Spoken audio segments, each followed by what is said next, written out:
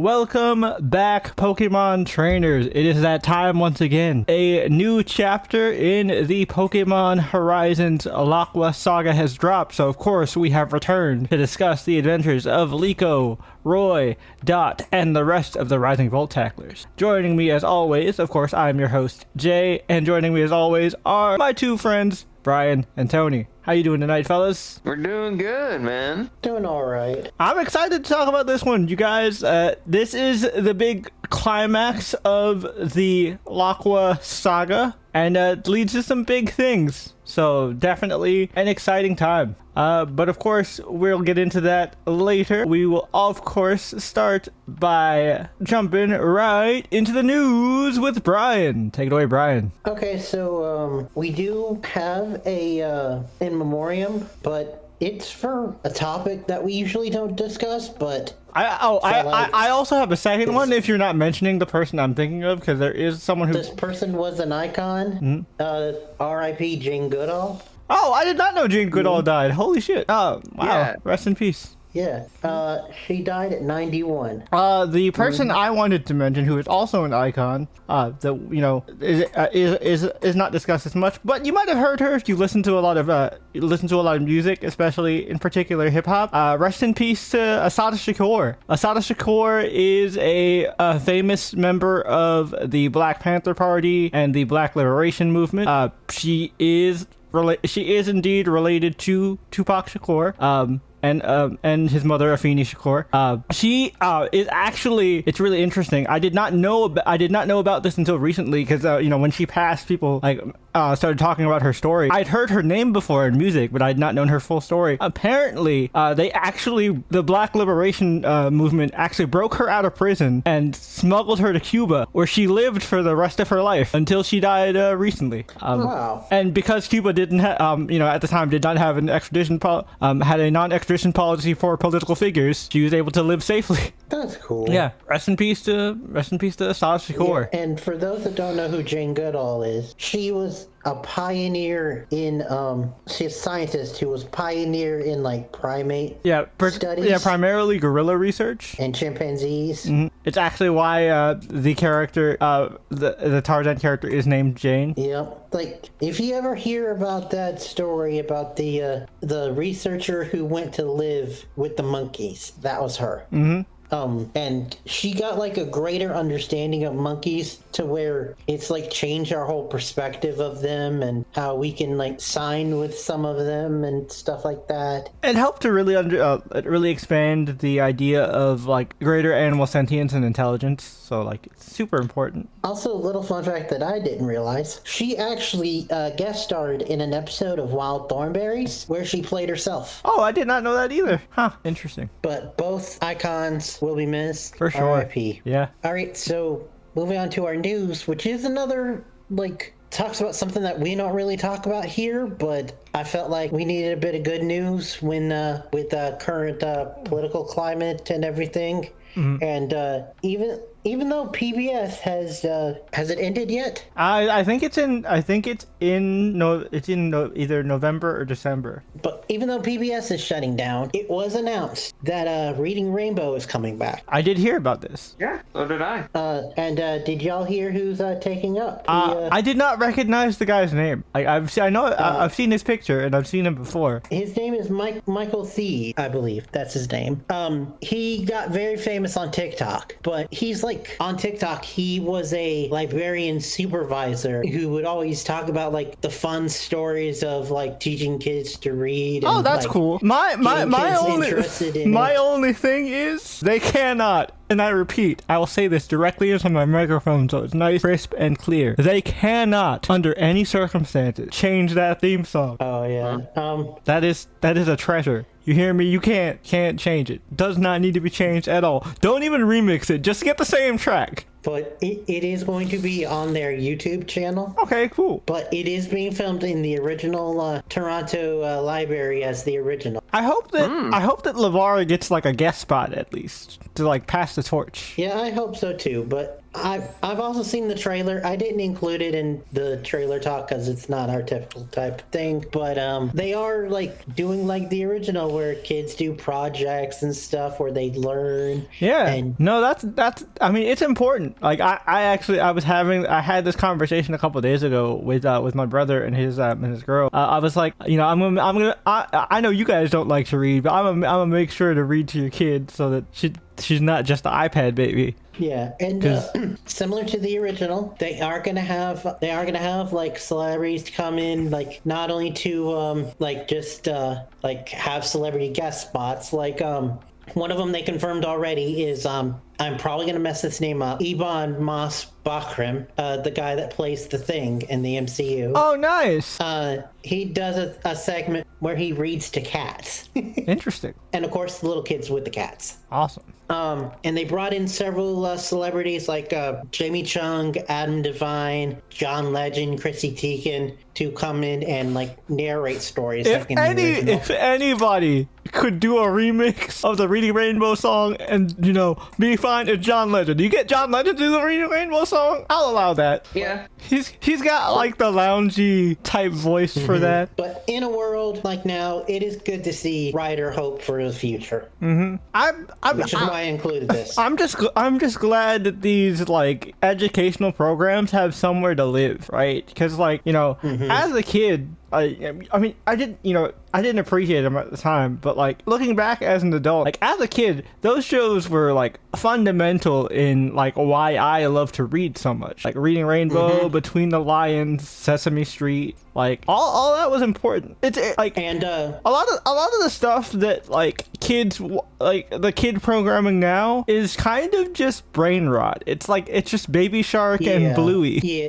Well, Bluey is the one like bright shining light. Yeah. But other than that, everything else is not great. But we'll say that the guy that's running things, he's like around our age, and like he's so much like loving the PBS stuff like we are that he legit has a tattoo that is Arthur's library card. Oh, nice. That's awesome. I thought you were gonna say his fist because the Arthur fist was a big beam for such a long. But anyway, so that's that's great. That's great to hear. I'm glad Reading Rainbow is being preserved. That's definitely one of the goats of classic children's television. But yeah, all right. So next up is our usual segment, which is of course Screen Time. Screen Time is the part of the podcast where the guys and I all talk about the various rabbit holes we have gotten ourselves into or gone further down in over the past week or so, and that could range from talking about anything from music, TV shows we don't have time to cover, movies we don't have time to cover,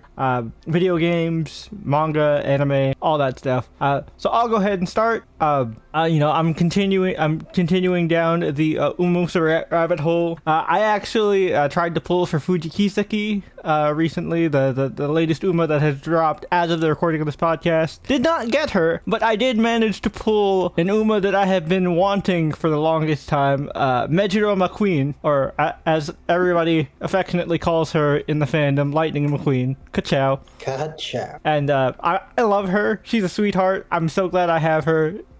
It's great. Right now I'm working on building debuff for Umas for the upcoming PvP big race that's coming up in game, so that's fun. Also, I watched the Pre-Le Arc de Triomphe big race in France that happened this morning as of the recording of this podcast on Sunday, October 5th. And unfortunately, Japan did not meet their goal. All their Crowd du Nord, who is the son of Kita-san Black, was actually in first for the beginning of it, but then kind of gassed out because unfortunately, right before the race started, it like was heavily started like really pouring down rain, so it softened up a lot of the grass, so it made running conditions a little tougher. But he managed to be in first for a good chunk, but then he lost gas towards the end. Surprisingly, the favorite to win, Mini Hawk, did not get into first. I believe she was like in third, and it would have been pretty cool to see her win because she was the only mare in a field of stallions, and it would have been pretty dope to see her take the gold in that regard. But either way, another good attempt from Japan. maybe we'll get them next year. Other stuff, I listened to Doja Cat's album and it was pretty fire. It's not a rap album like her last one. It's more of a pop album, and it's more of an 80s pop album. It's very much of an 80s synth pop, like your Cyndi Lauper, Paula Abdul, Madonna type vibe. So if you're into that, you'll really like it. I really dug this album. It was probably like my favorite of the two albums I listened to this past week, which the other one was Taylor Swift's recent album. You know, I'm a Swiftie. I like Taylor. Not her best, but you know, she's been killing it and busy. And I'll be honest, like Happy Taylor makes good music, but I do miss the sad bops. Sad bops are kind of her specialty.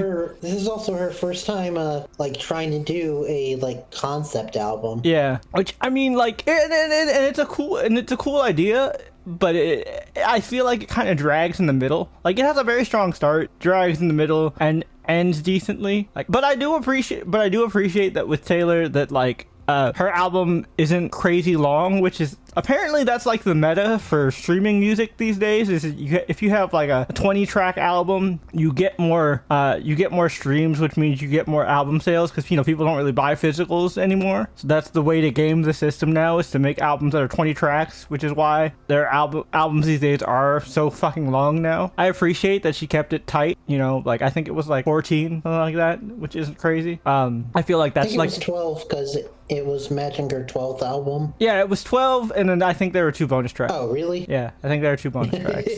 Because of course there always had to be. Oh yeah, you know that's how it goes. But yeah, it was pretty solid. Other stuff, you know, just keeping up with the usuals that I've already mentioned before.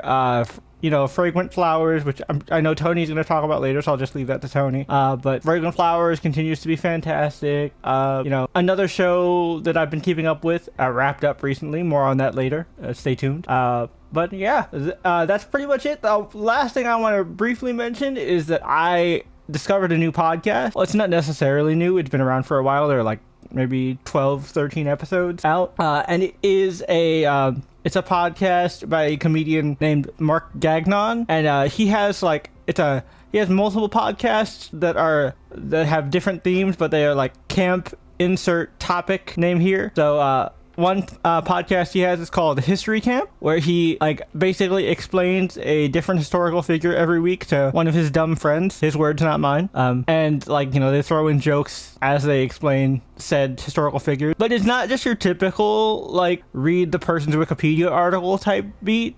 They actually go into like deeper conspiracies, actual discussions about you know, this person and like their faults and ideologies. Like I think Tony would enjoy the Napoleon episode. They go into a lot of Napoleon's tactical acumen, his kind of hunger for power, and you know, like a little bit of what ifery, like the possibilities of if the Napoleonic age hadn't ended, some stuff like that. It's a really fun podcast. He also has a podcast called Religion Camp that I got into, where talks about not only elements from Christianity, like Christianity and history of Christianity, but also stuff like you know, Islam, Hinduism, Shinto, Buddhism, stuff like that. You know, talks about different bits of mythology, different mysteries, different important figures within religion. Like, you know, obviously there are plenty of episodes about Jesus, the apostles, you know, and like different Judeo-Christian figures, but there have also been episodes on like the Dalai Lama, Buddha. You know, he did a whole episode on Shiva and Vishnu, which was really interesting. But yeah, I think if you're interested in like history related topics and want like a funnier spin on it, because I know even as a history nerd, I know history can be very dry. So like listening to it from like a comedic standpoint is always fun. So if you're into history, I definitely recommend that. But yeah, that's it for me for real. Now it's on to Tony. Nothing on Brahma? I didn't see a Brahma episode. He did do a general like Hinduism explained, where Brahma was obviously a big part of it. Because him, Shiva, and Vishnu are. Yeah, I'm assuming it's gonna be like a trilogy of episodes, because like Shiva was the most recent one that got an episode. Vishnu got an episode previously. So I'm guessing Brahma will have their own episode later. Yeah, they're Why? Because the Trimurti are worshipped. yeah, it's one entity. Yeah, I understand. I'm aware, but I'm guessing it's like a formatting thing, because like that would be like a 8-hour episode if you talked about the Trimurti as a whole and wanted to actually go in depth. So like, because he went in depth on each individual deity. And it's safe to assume that it's going into the avatars as well. And like different iconic myths. And a lot of the big different battles of the Mahabharata and stuff like that. I can't believe the Berserker gets hoed like that, man. I don't know Mark personally, but I'm just gonna assume that's gonna be a later episode that I'm very much looking forward to. But like, yeah, I think it's something that's why I recommended it to you, because I know you would totally be interested in that kind of thing. And some of the jokes are really funny. One of the ongoing bits is like he has one of his producer for the podcast is just kind of a disembodied voice, and one of the things he'll always do is kind of like, do kind of what I do at the beginning, where it's like, how you doing this week, Christos, his producer name is Christos, and like before Christos gets to say anything, he's like, no, you're yapping way too much, Christos, the comments hate you need to stop. It's taking too much of our runtime, Christos. People aren't here for you. We're here to talk about Jesus. Damn, Christos not saying a word, bro. It's pretty funny. I think you would enjoy it. They did a really interesting episode on Joseph Smith, which I only knew from the musical. So it was very interesting to hear about. And if you guys aren't aware of the joke, Joseph Smith is the founder of Mormonism, or Church of Latter-day Saints. So yeah, my only information about Joseph Smith comes from the Book of Mormon, the musical, the Book of Mormon, not the actual Book of Mormon. Well, for me, because I hadn't seen that yet, it comes from the South Park episode. Yeah. I'm the only one who, albeit it was for like a blip in my lifetime, I lived it just as a blip because my dad was a Mormon 4 times. Yeah, so they Tony Lord just dropped. Yeah, they actually did like an off Broadway, like it came to my area, and I was like, oh, I gotta see this. Oh yeah, it's just a very minor thing. The guys know about it for years, so. Yep. But yeah, so Tony. Point being, it's something I will check out, but one thing that actually ate up a lot of my time, continuing the Uma journey, I actually had like an epic run with Bakshin. Oh, nice! Have you mastered the art of Bakshin?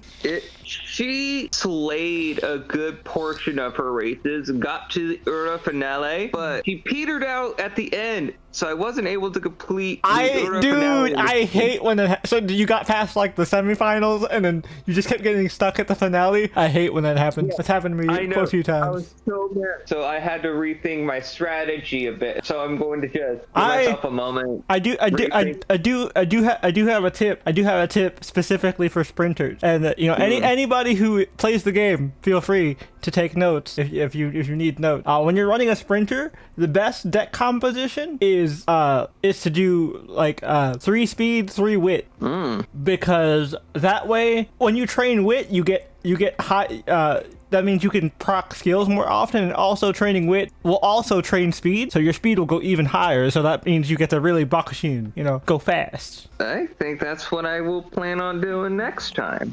Yep. I actually, to piggyback off that a little bit, one of the runs I didn't really mention, but I actually did manage to get my first A rank bakushin, so I have, in fact, mastered the art of bakushin. Nice. I better have, with how many times I've heard that damn song.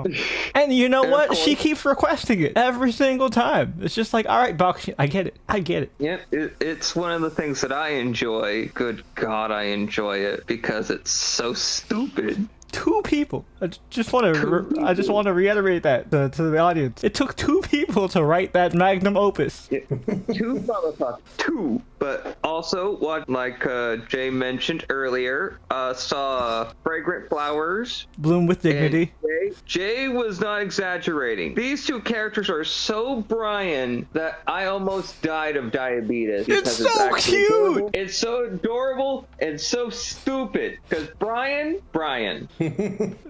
We say this with love, Yes. by the way. It's just, dude, these 2 are so cute. They apologize to each other so damn much, it gets on my nerves. Yeah, like hearing it in audio just makes me just want to punch you from across the internet, and you didn't even do anything. Like, Brian, you know one of my biggest pet peeves is people that apologize too much, and I've gotten on your case for years about that shit. That's why I was like, oh yeah, these 2 are just so it's just a romance between 2 Brian characters, but it's so adorable. I'm telling you, like, this one, I don't care what we're doing, we have to cover it. Because it's so cute. I'm gonna fucking die. I swear to God. And also, the friend drama is so relatable. Mm-hmm. Like, the guys being sassy, because I think I had to stop because it got too intense would be the wrong word of saying it, but it got a little too real for me, and I have to like give myself pause. Now I understand that. I don't want to deal with that shit again, because Now, was it How I Met Your Father too real? No,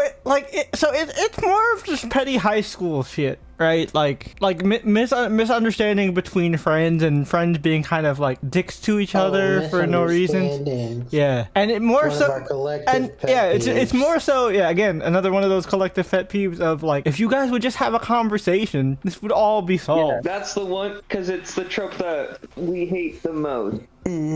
Just communicate with each other. Yeah, just talk to each other, you dumbasses. Dumbass kids. Oh, before Tony continues, I did remember there's one important thing that I did want to mention that I watched. I mentioned it to Tony. I can't believe I forgot to mention it. I watched the Billy Joel documentary on HBO Max. I think it's called Life Goes On or Something Goes On, something like that. It's a really good 2-episode, 2-hour documentary, 2-hour and some change documentary, 2 episodes long.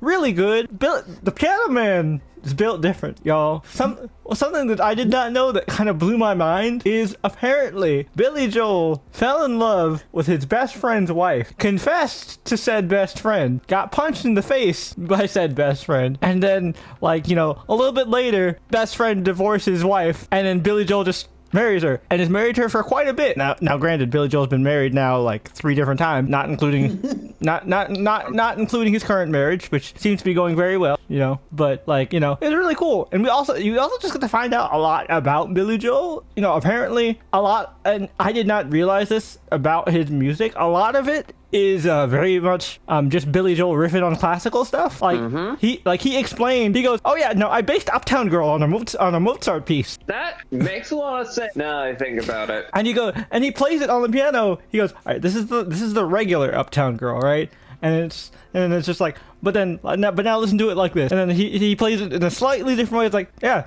you could pass this off as a Mozart piece. Yeah. And I'm just like, Uptown Girl. That's so interesting. The only thing that I'm a little sad about is that, like, we had a 2-hour documentary that did not at all mention the way I was introduced to Billy Joel, and that is Oliver and Company. Not a single mention of Oliver and Company. Why should I worry? Why should I care? Exactly. Not even a single mention. Like, I know it's like a very underrated Disney film, but that's how I was introduced to Billy Joel. Oh, also, they made us do We Didn't Start the Fire in social studies. Because, and they actually mentioned that in the documentary, how that became an educational tool. But yeah. Oh yeah. It was really good. I did not know like how deep Billy Joel's I mean, you could tell how deep Billy Joel's music is, but I think it's really interesting how like a lot of his music now sounds better from him currently, because it hits a lot more now that he is actually older and more experienced. Like, him performing Piano Man now, it sounds more like he's that old man at the bar. You know what I mean? And it hits different. Like now I want to play this quick little game. Guess my favorite Billy Joel song. I'll give you guys 3 guesses. Who wants to go first? I may have a leg up because I actually listened to quite a bit of Billy Joel myself. All right. Let's see if I can remember at least a couple. And listeners, feel free, comment the Billy Joel song down below that you think my favorite Billy Joel song is. Pause it. Don't cheat. Don't listen to when I give the answer. Yeah, right. That's lame. Right. Do that. I was just looking at the song titles. I think to remind myself. Okay, so who wants to go first? Each of you gets 3 guesses. We'll do this by baseball rules. I guess I'll go first. All right, Brian. She's Always a Woman? No. Guess number 1 is wrong. Survey says no, but that is up there. River of Dreams. That is my number. Survey says that is number 2, actually. I actually really like that song too. It's one of my favorites. It's definitely one of my favorites, but not my favorite. Very, very close. Tony's gotten the closest. Okay. It is not. I will tell you the one hint I will give. It is not on that album. Although the Stormfront album is probably my favorite Billy Joel album out of Billy Joel's works. Okay. But it is not on the Stormfront album. At least I don't think it is. Let me Google just to make sure. No, it is not. But yeah. I mean, you guys know me pretty well. I feel like it's not that hard, but you just gotta think about me, right? Mm-hmm. When I Town Girl? No. Yeah, that would be too obvious, Brian. That's guess number 2 for Brian. So Brian has one more guess before he is eliminated. Since it's one that I know, and I just want to get it out of the way for myself, it's probably wrong, but we didn't start the fire. No, it is not. I figured. Okay. So now each of our contestants is down to their last yes audience. Remember, because it was a greatest hits album that I listened to like all the time, especially in my high school and college years. Oh yeah, I'm a huge Billy Joel fan. Out of all like the 80s. Out of the 80s pop rock guys, Billy Joel is probably my favorite. I actually like Billy Joel more than Elton John, which apparently is a hot take. I don't think it's that much of a hot take because I like both equally, or maybe a little bit more myself personally. Yeah, no, I it's not by a wide margin, but I definitely like. I can confidently say I like Billy Joel more than Elton John, which apparently they addressed their beef in the documentary, which is hilarious. Give me 1 second. Okay. I like that I get to make a game on the spot here, folks. This is fun. I'm curious to see which person is going to get it correct. They're both doing their research, digging through the Billy Joel discography. River Dreams came out in '93. It did. Huh. Yeah. It's on the Stormfront album. It's one of his later ones. Which a lot of people really discount that album because it's at the tail end of his, like, it's the last album of his career. Like his in terms of like regular producing albums. Technically not, because he made the classical album. But like, people don't count that one because it's not a pop rock album. But yeah, that one's great because it gets into like the very much like a gospel type bag. But it's number 2, but it's not quite number 1. Okay, this might be wrong because I don't know Billy Joel as well. But, okay. I think I'm going to throw in my last guess. All right, Brian, let's hear it. Final answer. This one is an odd one, but I think it has a chance. The Stranger. Not a bad guess, but no, I will say I believe that is the album that the song is on. So Brian is officially eliminated. Tony, you have your final guess. And when I believe, and let me not talk out of my ass. I'm gonna check if that song was indeed on The Stranger. I'm pretty sure it was either on The Stranger or Turnstile to help you out. Let me just check here on the good old music app. It was on Turnstile. Well, I actually have 2 then. Well, you have one guess, so pick one of those 2. Well, since it's from the album you mentioned, New York State of Mind. There it is! We have a winner! Because I'm yes. catching a Greyhound on a so Hudson obvious. River line. I'm in a New York State of Mind. Yeah, exactly. Like, I figured that would have been... obvious. Yeah, no, it's personally for me, Frank Sinatra and Billy Joel have the 2 most iconic New York anthems of all time. Sorry, Hove, I love you. You and Alicia Keys almost had it. Nowhere near the level of old blue eyes and rock and roll Billy Joel. Yeah, New York State of Mind. Which, by the way, I've heard his daughter sing it. His eldest daughter. She inherited her dad's talent. Nice. She is really good. Nice. But she's more of a theater girly, which I appreciate. All right. Okay. Did, You know what? To still continue this to be part of my screen time, and since I actually am a fan of Billy Joel's music myself, I want to give you guys the floor to guess what my favorite Billy Joel song is. Ooh. Ooh. But to make it fair, only 2 guesses. Okay. I have to Google I have to Google what the name of this song is, because like I know the words, but I don't know the title. It's one of those. Let me just. What is it? How did? While Jay figures that out, Brian. like I said, I'm less than a fan than you guys, so I got to do Googling myself. So my first guess, Just the Way You Are. No. No, that felt like a you song. And for those of you who are unfamiliar, you might not know it by the title, because Bruno Mars has a song similar title, but it's the one, Don't Go Changing to Try and Please Me. That one. That's No, that one. But yeah, just for the audience who might not be aware of Billy Joel, that's the song. No. Let's see. Have to. Okay, lost one. Okay. Okay, this might be a wild one, but sounds like something you'd like. Vienna. No. Vienna Waits for You? Oh, that's a good one. That was almost my guess. Yeah, that was almost my guess. But, alright. Ooh. Let me try. Okay, I'll give you a hint, guys. One thing in any of my relationships, be they romantic or platonic, that I highly invest in, and once it's gone, I'm out. Oh, shoot. Hold on.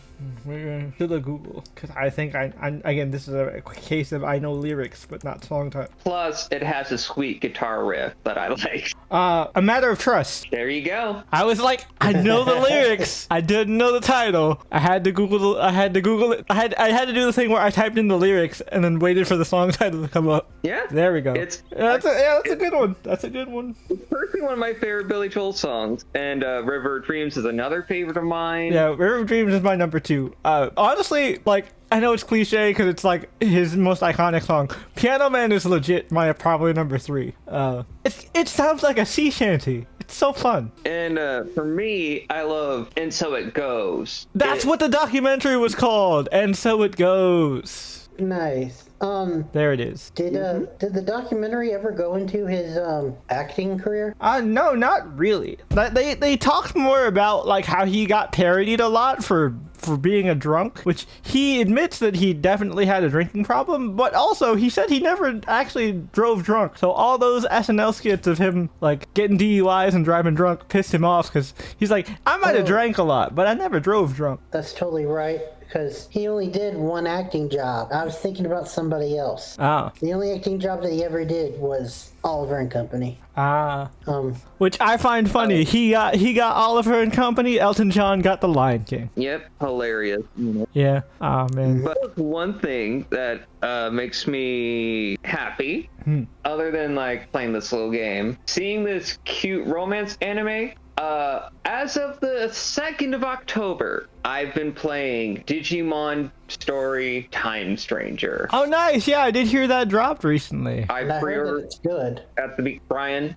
Good isn't even covering it. It is superb. Yeah, I heard there's a lot of huge quality of life improvements from the Cyber Sleuth series. The story, it's the digital world that we're exploring is the Digiworld Iliad, which is the home of the Olympus 12. Nice. Not only we get to see those Digimon, we are a teammate Digimon that we have is Aegeomon. Oh, cool. The story deals with time travel and how decisions in time can create other timelines. Oh, interesting. Very like I'm at a point in the story where, because originally your player character is from a timeline where you're 8 years in the future in like a in a dystopia kind of thing. Okay. It's not. It's like it's a Tokyo where shit's not good, but thinking time travel will solve the problem to stop the event that caused it only leads to a chain of events where you're at the time period where you're close to your original timeline, but something diverged, and you same place but a different like moment in time in another world, like the same time period, but you're in another world.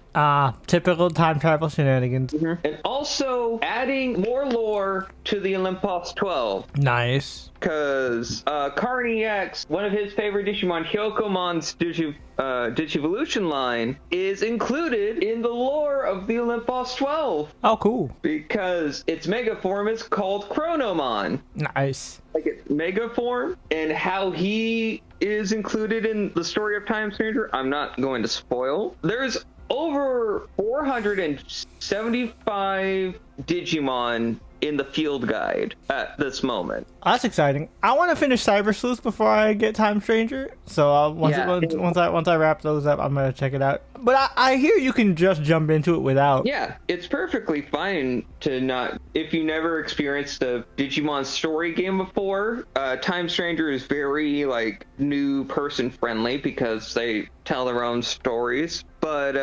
we get to see new Digimon. Now I have one particular question. So how is the camera? Because you can move the camera. Thank fuck. Yeah, you can move the camera, but there are some certain moments where you can't move the camera because it's either like a side-scrolling thing.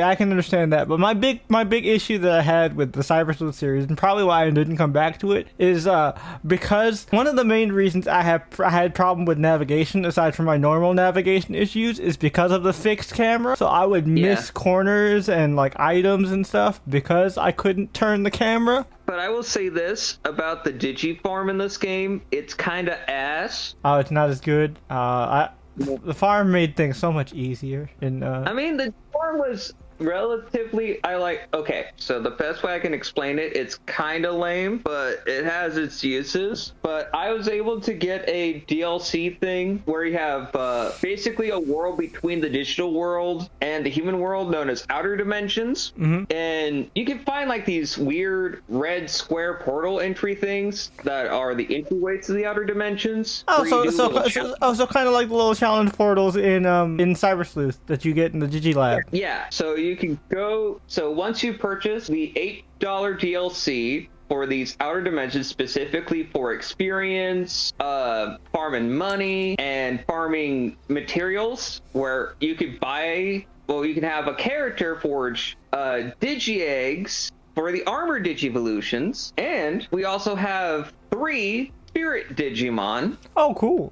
From Frontier. Nice. Frontier's an underrated Digimon season with probably the best theme song, arguably the best theme song. In English, yes, the English one is one of my personal favorites. But we have the spirits of fire, light, and water. Oh, cool. Yeah, so Renamon and Telemarimon are in this game, which is surprising. I mean, Renamon's not surprising. Renamon's very popular. Well, it's actually shocking because it's only been the spirits of fire, so that being Agnimon and Vitramon, which is its Japanese names. Yep. But we know them in the words Agunimon and Burning Greymon. Yep. And then we have Wolfmon and Garmmon in Japanese, which are Lobomon and Kendogarurumon in the West. Yep. So they've been the only ones that have had any video game inclusion. None of the other Spirit Digimon have, which is crazy to me.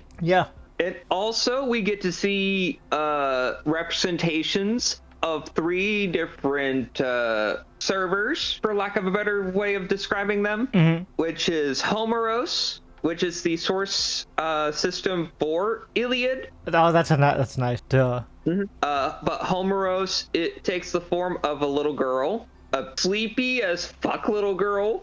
Okay. Then we have Yggdrasil or King Drasil, represented as a sassy blonde girl with twin tails with a white aesthetic because they're dressed like Victorian children, Ah. like fancy aristocratic Victorian children. Yeah. Homer's cute little hat. Nice. I always And appreciate then hats. the third member of this trio, the only dude, is Kunlun. Kunlun is actually a recent addition because he runs the digital world known as Shambhala. Ah. And Shambhala is the most recent digital world created. Yeah, that's the one based on the Chinese mythology, right? Chinese and Japanese. Mm-hmm. Because that world was introduced through the new pendulum, where it's the Western warriors and Eastern something or other. And that's where all like the cardinal direction guardian Digimon are from, right? No. Okay. So the lore of Shambhala. So you know Susanoo-mon, right? Yeah.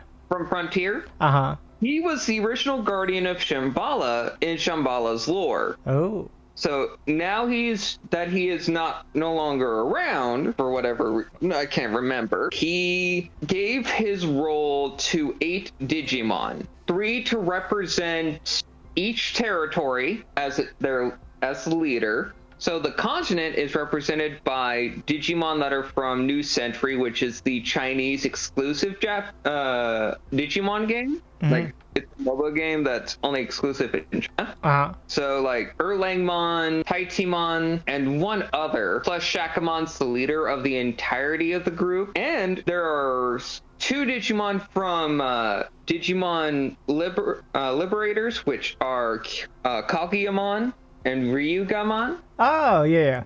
And introduced in the Pendulum system is Amaterasumon. Oh, cool. Those 3 rule the island that represents Japan. Mm-hmm. And then the one that represents the what's essentially the underworld in this server is Enmamon. That makes sense, So- because Enma's the king of the underworld in Japan, or Shinto mythology. Mm-hmm. Yeah, so this digital world Shambhala is very interesting, and having Kunlun being a recent addition to the servers themselves, it's actually quite fascinating to have him in a game like Time Stranger. That's cool. When he's a recent. And plus, we got to see some of the new Digimon in showcased early before the game's release. Like, we have an evolution for Blimpmon known as Master Blimpmon, and it's hilarious. Oh, cool. We have a Digimon called Sharkmon, which is a cyborg Digimon that's built like a battleship. Interesting. And other Digimon that I'm not willing to spoil because, story spoilers. Yeah, because and- plot reasons. Yeah, got you. All right, cool. No, that sounds awesome. I definitely want to check out Time Stranger. Trash was really hyping it up, so like I'm definitely interested. Dude, I've played it nonstop for like hours. See and that's it. That's the only reason I haven't gotten it yet, because like with Musume and how hard I'm going for it, I don't want to split my time, because I want to kick ass in these horse races. And I've had a recent video game obsession myself. All right, well we could go ahead and October is going to be fun, but now that I don't have to worry about 3 pre-orders, I only had to worry about 2 because a crime was committed, gents. A delay? Yes. A delay happened. For the Supermassive game. Yeah, and I am so mad. I figured. I thought that was gonna happen. I was so mad, but at least I'll get my monster acquiring games. Yep. I'll have to wait probably until like either November or December for ZA, but we'll see. My pre-order for ZA is going to be cheaper considerably, so I am looking forward to that. Oh, they didn't charge you Switch 2 prices? Nice. No, I am purchasing it on the No. regular I know you're purchasing. I know you're purchasing it on the regular Switch, but they didn't charge you Switch 2 prices. That's good to hear. Yeah, because the pre-order that I had to do is through a GameStop in Salem. I just had to pay half of it. I'll pay the other half when I go get it from the shop itself. Nice. Oh, okay. okay, cool. And it would also be, and since I had to like reinstate a membership program, it will be even cheaper. Oh, cool. Nice. So I don't have to worry about super high prices and all that crazy crap. Good for you. Yeah, and I'm expecting, at the trajectory I'm going, Oh, and for those who want to know, I picked Patamon as my first partner Digimon. Nice. And I already have him as a Magna Angemon now. Cool. And oh my god, my team setup is amazing because with the pre-order, I got Black Agumon and Black Gabumon. Oh, nice. Dude, the Black Album Online is so cool. Yep, and I already have them in their ultimate forms, that being Virus, Metal Greymon, and Virus Metal Garurumon. no, Black Weregurumon. Oh, Black Weregurumon. Yeah, right. Because their ultimate form is Metal and War. Right, my bad. Yeah, that's the Megas. Yeah. For our Western terminologies. Yep. And this game is fun. I'm going to be finished with it at some point. I am just amazed at the level of, because this game was cooking in the background for the longest time. Oh, yeah. It shows that it was worth the wait, my dudes. It was worth the wait. I'm sure. Like I said, I will definitely get it, but probably at a time where like I have less stuff going on. Because if you guys were here listening to the podcast during my Persona era, you know story games take over my entire life. Mm-hmm. It was just basically like, let's go to screen time. Okay, so I've just been playing Persona. All right, you can see that on my Twitch. Move on. Yep. When Persona 4 Revival comes out, you know, JD and I are going to be playing that shit. We are going to be playing that shit. Oh man, I'm excited. I cannot wait. Mm-hmm. That's it for me. But yeah, all right, Brian, what you got for us? All right, I'm honestly gonna skip some stuff because it's been like 2 weeks since we recorded. Yeah, so you don't want to talk about everything. Totally understandable. But I am still keeping up with like the Dropout stuff, and it's great. Like I said with the thing though, with Tony is I did try my hand into Uma Musume, but then I enjoyed what little I played. I did win my first derby. That wasn't the tutorial. Oh yeah, so you played Haru's career, right? What did you think? I made her career, but I won the first race with her. Nice. So what do you think so far then, I guess? Yep. She is definitely... Do you understand? You understand why the internet loves her? Yep. She gives me vibes of, we've mentioned this character before, but Stella from our RP days. If you increase the ADHD. No.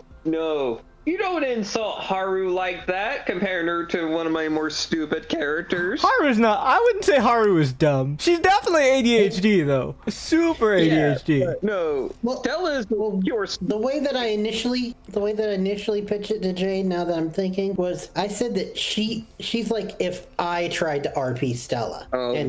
See, okay. Gave it ADHD. See, that's more accurate. Yeah, I would love for you to play a Stella-like character at some point, Brian, to see that. But oh my God, Brian, I'm telling you, you will be in tears by the end of Haru's career. You will be in tears. Oh yeah. It's not in like a and I will say it's not for a sad reason. It's just because it's more of a like it's a happy tears of joy kind of thing. Also, I already got to the point where she's helping out the people in town and they're cheering for her. Yep. But the game that took up most of my time and obsession is Astrobot. Because for my birthday, I ended up... It took me a while because, setting up things and everything. But I did finally get a PS5 with some of my leftover birthday money. Oh, shit. Also, side note, Brian, wait a sec. I just realized, you know what that means since you have a PS5? Yeah. We can play Marvel Rivals. Yeah. Oh, shit. Give me a reason to play the game again. Yeah. Yep. Which, by the way, quick side note, have you seen some of the Daredevil lines? I have, but I don't really care. I want that Emma skin bad. No. I'm saying that people out there are speculating if the people at Marvel Rivals are an Epic the Musical fan. Oh yeah. Because one of his lines is "Ruthlessness is mercy." Yep. Yeah. Yep, I did hear that. But yeah, if you get into Mario Rivals, it'll give me a reason to dust off my controller and play again. That way I can buy that Emma skin, because boy, that Emma skin. But that Emma I've skin been is playing fire. Astrobot, and it's really hitting that like Bringo Brr nostalgia platformer, and it's definitely kind of reminiscent of like Mario Galaxy. Oh yeah, it definitely has a similar vibe of Mario Galaxy, especially collecting all the people and stuff. I've never played it, but I've watched people play it. And one of the cool things is that it like Mario and all that, they have like power-ups in different worlds, so it never gets repetitive. Also, side note, I still feel it's kind of weird that movie-wise, we're jumping straight into Mario Galaxy for the sequel. Yeah. Like, why aren't we doing like Yoshi's Island or some shit? Why aren't we doing Luigi's Mansion? Or like Super Mario, or even Super Mario 64? Like, yeah, it's weird. That is weird, but like you said, Jake, the main objective is to collect all the bots, and like some of the bots will have like PlayStation outfits. Yeah, PlayStation character themes. So I've seen like the Sackboy one, the Crash Bandicoot one. Jack and Daxter have one. When you beat a boss in this world, you save a like one that looks like a icon of the like an absolute icon of the PlayStation, and then once you do, you then get teleported to a bonus world where the whole world is themed around that game. Oh, cool. The first one was Ape Escape. Oh, nice. And they actually gave you a net, and you had to go around and collect apes. And the second one, I remember the Ape Escape mini game in is it Metal Gear Solid 3 where you did that? Yeah. Snake Eater. Yeah, it was in Snake Eater where you did the Ape Escape minigame and you had to trank the monkeys. Oh, yeah. And then collect them in the net. But yeah, I just recently defeated the second boss. And the bonus world is God of War themed. Nice. Which God of War? Which God of War? Norse or Greek? Norse. Ah. Because the two bots that you save after defeating the boss are Daddy Kratos and boy Loki. Yep. And boy. Boy. But then you go around like collecting little bots, and all of them are themed after the gods. Nice. Cool. And your power-up is that you are given a throwing axe. Oh, nice. That's fun. It is. So that took up most of my time, but I did check out a couple other things. Like, don't know if y'all missed it or not, but Knights of Guinevere. Oh, pilot. That's what I was missing in my screen time. Yeah, I did watch the first episode. Yes. Oh my god, dude. It's great. I like it a lot. It is, but that is totally not Walt Disney. Nope, totally not Walt Disney. I mean, with the frozen head and shit. Not only does her hair look vaguely ear-shaped, when they show a collage of all the different Guineveres, there is a mouse Guinevere.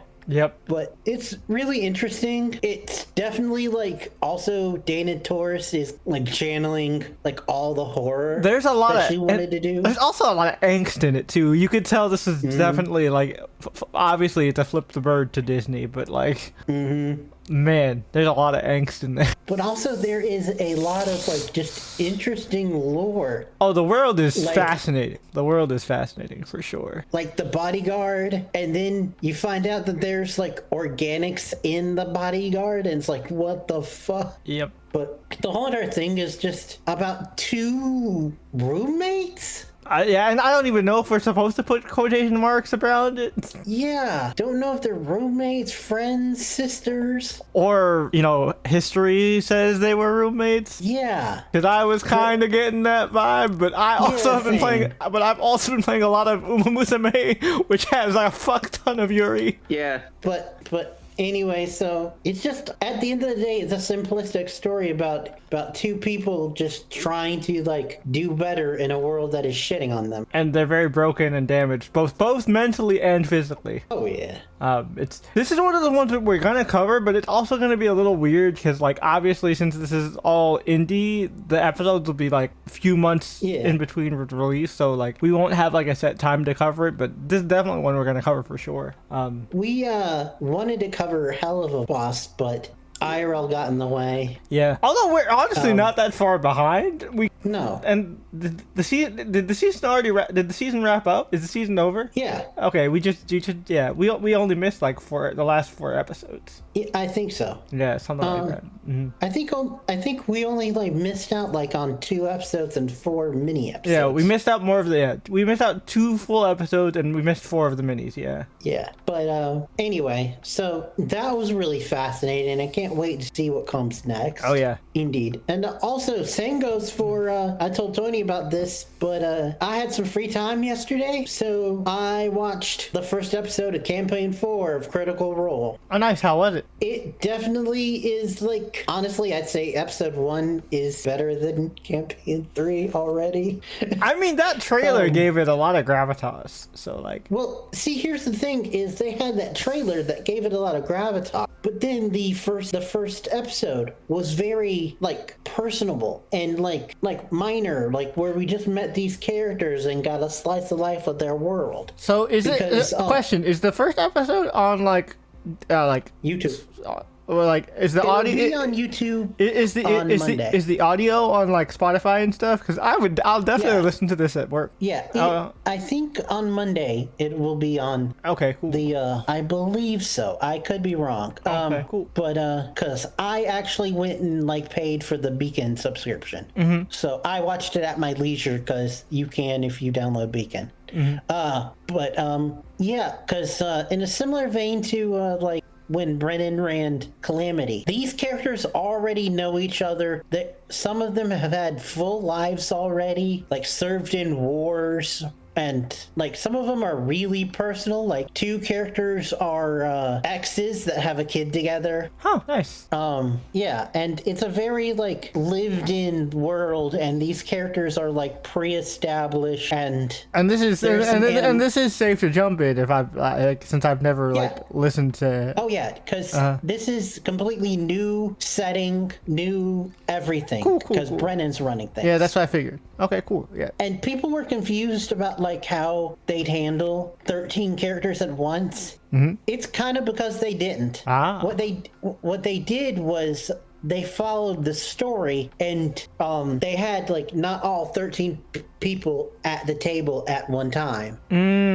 Like at one point these group of characters go off to have their own adventure, so Brendan has some of them leave the table, and then he has like new people that came in to join them on their adventure, and then after a while jump cut back to what the original group was doing, so all of them leave the table and the people who left behind. Oh, okay, interesting. So they're doing different, like, so he's doing like different POVs type of thing. Yeah. Funny enough, that kind of reminds me of like we talked about it a few pods ago, but weapons. But it's really cool, and it's different, but it's like bringing new light to TTRPG and Critical Role and everything. And interestingly enough, they also start with a cold open. Oh, cool. Now they do the advertisements, because a lot of people are were worried about that. Cause, I mean, they gotta make their money. So. Well, also, Jay, you don't really watch the live streams, so you don't know. But Sam, there's like a whole spectacle for ads. Oh, nice. Like for the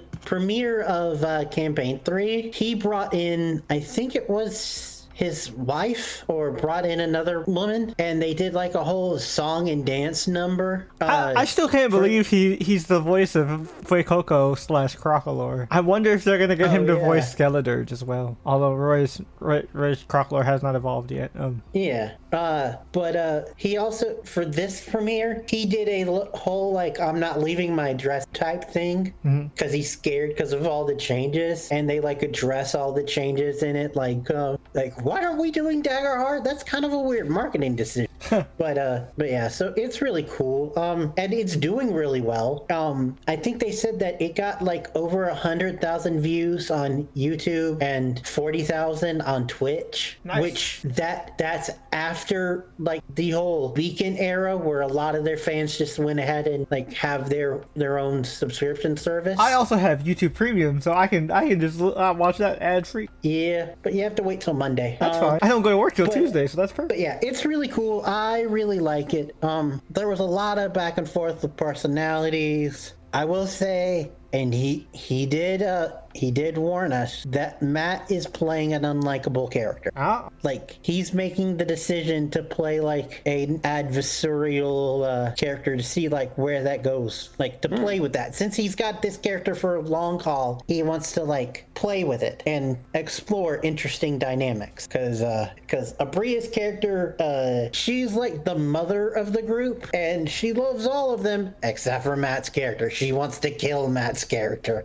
That's crazy. And also, people were speculating like what the classes would be, especially because there are officially 13 classes in D&D, and there are 13 players. So people were like, are we just gonna do a 1-for-1, have one of each? Oh no, there is a bunch of like repeats and overlaps. Yeah, from what there are Brian sent me, the list is absurd because of the overlap. Let me just, from what Brian sent me, we have three paladins, one of those being a multi-class with sorcerer. We have a rogue fighter, we have a cleric, we have a pure rogue, we have a wizard, a druid, a ranger, a warlock, well, 2 warlocks, bard, and another wizard. Yep.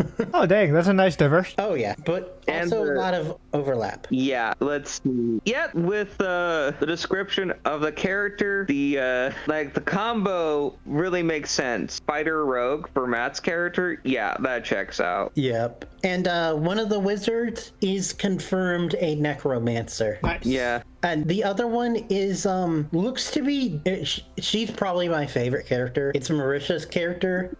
When I showed you the preview image, she's the dwarf, the bearded lady dwarf. Ah. Who's got like this very like circusy, like fortune teller like energy to her, and it seems like they're going for divination. But one of the cool things is wizards have like their spell books and everything, and one of the unique things about her is in her index finger on one of her hands, it's in her pressed on nail is a quill. So, yeah, and just even though I haven't seen it myself, we kind of know a lot of how these people play certain characters and what classes they want to do in subclasses. I was very curious of what subclasses each of the party members chose for each of their classes, especially and a lot of them. Especially with the one bard, because Brian and I were speculating that Liam, being the only bard because he doesn't play bards, what subclass of bard he would play, and we were speculating College of Whispers, which was one that I played personally myself, which is the like rogue-like bard subclass. Mm-hmm. And my character also was a lot of subterfuge, which was its initial goal. But the way that he's playing it and the way that it's looking to be, because there was no like official combat in the first one, and when they said the classes, they didn't confirm subclasses, so we don't really know yet. But based on what's going on, it looks like Liam might be playing a College of Tragedy bard, which is Matt's created one. Oh yeah, I've heard of this. This is the one that they came up with, right? Yeah, that's more like inspired by like Shakespearean bards.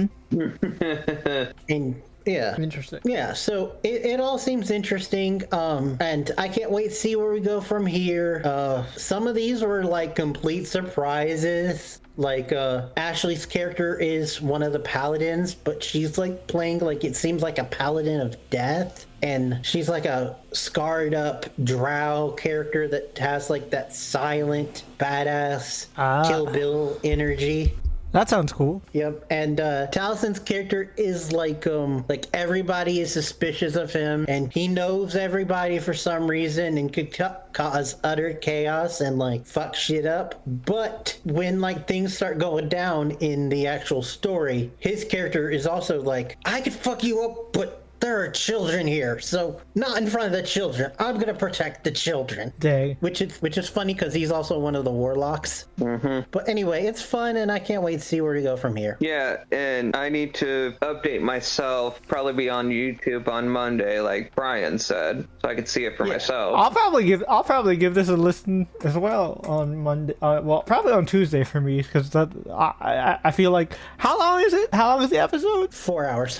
Okay, that's like half a shift. No, I'm down. Yep. That's cool. That's cool. Yep. I'm down. All right, cool. All right, nice. Okay, so that pretty much wraps up our screen time, and that leads us directly into Trailer Talk. Trailer Talk is a segment of the podcast where our lovely boy Brian here has gathered together six brand new trailers, and this is the part of the show where you pause this wonderful video, and then, obviously, before that, hit the subscribe button if you haven't already, and notification bell so you don't miss any brand new content coming from the channel. Leave us a comment as per usual. We are appreciative of everybody who leaves comments. You guys are great, except for you, David. I'm just kidding. We love you, David.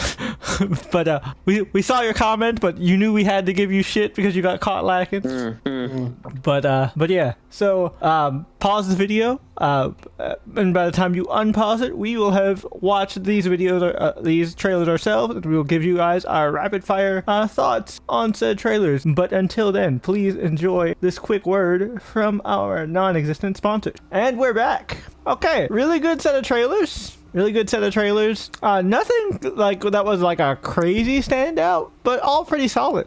Some of it's like, what the fuck is going on, man? Yeah, so where do we want to start? I guess we'll knock the big one out of the way. The Has Been Hotel trailer. Which I had already seen. But technically I had seen a breakdown of it because I follow a lot of cartoon review channels. So a lot of people have been posting videos breaking down the trailer. Now, I only listened to the video, so I didn't actually see the trailer itself. I just heard a breakdown. But now that I actually got to see the trailer in full, I'm excited. They definitely got a budget increase. Like, the colors look better. The animation seems more fluid. Yep. And, also, it looks like the music got a supercharge in its budget too. And also the plot line with Vox being the main villain. It looks it looks like it's not just Vox. It's gonna be the V's, which Viv did talk about. Yeah. But he's like the he's the one leading the charge because he's gonna be. It seems like he's gonna be doing a lot of like propaganda type stuff. Doing ego shit. Yeah, so it's gonna be interesting. Also, we saw Lucifer have I don't know if you guys saw that one shot with like the burning tower. We saw Lucifer. He had like a sword and shit. So he's about to throw down. I don't know if he's like going after Vox or like did the angels did they actually incite a war? Now what I think is going to be interesting is if last season ended with the extermination, right? With angels invading hell. What if it's this next season ends with demons invading heaven? It looks like it's going that way. Yeah, that's what it feels like. And I wonder if because the Lilith teaser was at the end of the last season, so she's got to come into play here somehow. So very curious. Yeah. Also, even though he's out of heaven, it looks like Serpentius is still going to be around. Yep. And also, we have his the person that's filling his vacancy, I guess you could say. Yeah, and we saw that he's going to be he's been accepted into heaven, and I don't mean just let in, but like people are celebrating him. He's got his own parade float and shit. Yeah. So that's probably Emily. And it shows that Charlie's system does work. So it's gonna definitely drive up some business for the hotel, which we did see. And the new guy seems interesting. Apparently there are going to be 2 new additions to the hotel this season. Okay. One is the anglerfish guy, who I believe, I could be wrong, but I believe they said is being voiced by Richard Horowitz. Oh, cool. Is Moxie's voice actor. Ah. But the other one is actually Angel Dust's brother. Oh, okay, Ooh. cool. But yeah, he seems interesting. Which fun fact for you, this got changed in the final product. But at one point, the anglerfish guy was going to be a Titanic victim. Oh, interesting. Yeah, I heard about that too. But yeah, Yeah, definitely cool. I'm excited. For sure. Now on It also to. seems like I was just gonna say, with like the reason I mentioned the whole budget thing and all that is because it looks like we are gonna finally get to see the physical fight between Vox and Alistair. Which has been built up since last season, so I'm very excited. Yes. Very excited. Man, Animated that we're not as excited for, but still looks interesting. it has a cool aesthetic, but it just doesn't seem like it's for me. Twisted Wonderland. I'm familiar with it because our good friend Mayumi, friend of the show, played that game a lot on stream, and I would occasionally pop into chat and I'd see her playing it.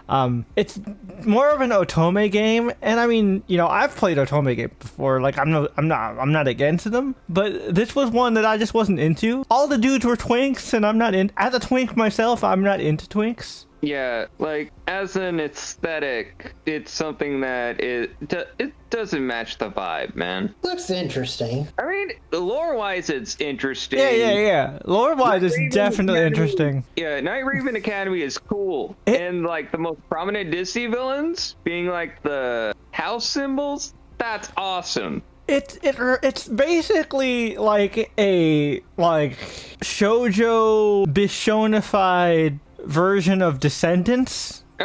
Sort of, but not really. Yeah, because like no actual, but because none of the characters are actually directly related to the Disney villains. They just kind of embody the spirit. Yeah, it's more they pay homage. Yeah, they pay homage to the essence of the Disney villain and their creeds. Yeah, it's more they embody like the spirit and ideology of said villains. Like from the limited experience that I had, I remember as we saw in the trailer, the person in charge of the Wonderland Queen of Hearts dorm is very much a stickler for the rules kind of thing, which is very similar to the Queen of Hearts, OCD perfection kind of thing. That it has to be exactly this way, otherwise off with your head type deal. The Scar dorm is very much a survival of the fittest type vibe, from what I remember from seeing casual glimpses on streams. It's that kind of thing. One thing I do know is that the head of the Ursula dorm is very into contracts, if I remember correctly. Yep. It's very law focused and contracts. Yep. The one that I do appreciate, that I'm glad they actually have a representative of, because like he is one of my favorite Disney villains, even though he's one of the more recent ones. But I feel like he has the coolest aesthetic and is honestly one of the coolest and has one of the best Disney villain songs, especially of recent memory. Oh yeah, Dr. Vasilier. Dr. Vasilier has a dorm. Yep, so that's cool. But again, it's not really my thing, so I'm probably not going to check it out. Plus, they also took the some very prominent Disney villains and made them into teachers. Yep. Well, design aesthetics and personalities. Like, we have a version of Lady Tremaine in this universe, but it's a dude. Yep. And he embodies Tremaine to a degree that is impressive. Oh yeah. Same kind of like you get that same kind of evil petty energy for sure. Yeah. And also a pastiche of Gaston is a gym teacher, which I think is hilarious. Yeah. It's so funny. But it seems like the trailer was very focused on just the Queen of Hearts. I think I think I don't know the game as well, so but I can guess, like, it's kind of, I'm guessing they're gonna kind of do for lack of a better comparison, each plot line is gonna have their own season. Yeah, that's kind of what I'm guessing too. Because think of it like this. Well, they couldn't really get away with it with FGO adapting all of these singularities or Lost Belt, but they did adapt Camelot and Babylonia and Solomon. Those were the only ones adapted, but Uma Musume is also a good example of. Yeah, I was gonna say as well. Yeah, they're probably just gonna do like the Uma Musume route, where they have like a different focus character every season, almost JoJo-esque. Yeah, which, like we said, is interesting, but probably not gonna watch. I wonder. I think certain Disney adults will definitely eat this up. I mean we're Disney adults, but like this doesn't really hit our niche. But one I that might watch it personally if I'm in the mood to do so. It just wouldn't be like a priority. Yeah. This isn't like a must watch. I might, if I hear cool things about lore, I might watch a lore video, but I don't think I'm gonna watch this show. I'll probably watch lore content. Yeah. One that I think is in a similar vein though from our response is 911 Nashville. I might actually watch this, but like, but not like I'm not gonna like watch it like week to week. But like I'm gonna check in on this one because like I did like the original 911. I only watched the first season. I watched the first season, the one with like Connie Britton in it, where she was the operator. And like I've checked in periodically, and obviously I've listened to Brian's little mini recaps that he's done on his occasional check-ins on 911. I'm familiar with the universe, and this shit is crazy. And I don't know, this looks more fun, and like also it added like an extra thing that 911 didn't have, which is mess. Yep, a lot of mess and lots of family.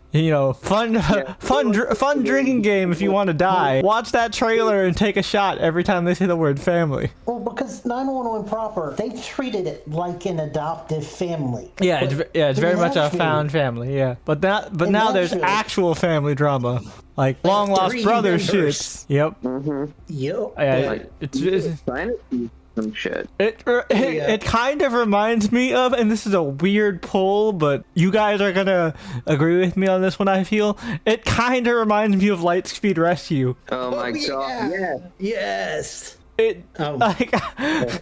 Long lost brother comes out of nowhere, and also we got firefighters and shit. It's like, Lightspeed Rescue. Still one of the best reds. Still one of the best reds in the West for sure. Carter Grayson is the shit. Oh yeah. That's my guy. And it also seems like it's hitting the ground running with all that stuff. I can tell you that 911 proper, they keep getting more and more. And it's funny that you kept mentioning Fast and Furious because what was one of the big jump the shark moments for Fast and Furious? Going to space? Yes. Guess what they're doing in 911 season 9? They're going to space? What? Yup. Basically, is it like I had already started to mention this. Is it one of those Jeff Bezos type deals? Yes. Oh, okay. The Jeff Bezos type character, which is Mark Consuelos. Mark Consuelos. After they save him from being eaten by a whale, he then goes to the black lady one who saved him, and it's like, so I want to take you into space. I'm doing the space thing where I do heroes going into space. Oh, so it's like the Katy Perry and fucking shit. Yeah. That's funny. Yeah. But he actually wants heroes for this. So he invites her, and she's like, my wife is a scientist who's always dreamed of going into space, so let me take her. Wife's like, no, I want to go into space, and this has always been my dream, but I cannot endorse going for that millionaire. And so she's like, okay, so if I can't do that, I'll invite my best friend who's still grieving the loss of her husband, Angela Bassett. Also, you already know, you guys already know my feelings about it. I would never go to space. Well, because see, here's the thing is they go sent up into space, and because this is 911, things go awry. So it starts off as like the Katy Perry-esque, but then they go into actual legit space. Because a meteor storm hits LA while this is going on. Ryan Murphy, what the fuck are you putting your world through, bro? Ryan Murphy is a cruel god. Absolute fucking man. But yeah, this one seems to be dealing with tornadoes and even a fire tornado. Right? You got the fucking Johnny Storm. You got the fucking Johnny Storm team up from Marvel Rivals in this bitch. Oh yeah. Which can actually happen in real life. Yeah. Yeah, I know.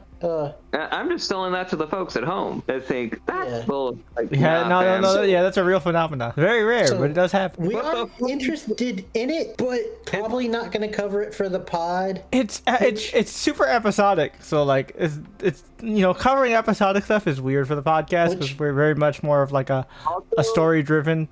I'm not sure how being a strip stripper that dressed like a firefighter, and the one time where you actually know how to use a tourniquet, it makes you like, I think it was more so like hinting at the fact that like his dad wanted him to be a firefighter, but then he left, and it's like, oh, secret brother, you know, the one guy was like, oh man, this guy had natural talent. It's like, oh yeah, that's because he's your brother. I wanted him to be a firefighter, but he left to be a stripper, I guess. Yeah, but, that just makes me laugh. It just makes me laugh. Yeah, no, I thought it was funny too. Honestly, I think out of this whole group, the only one that we have a chance of covering is going to be Hasman. Yeah.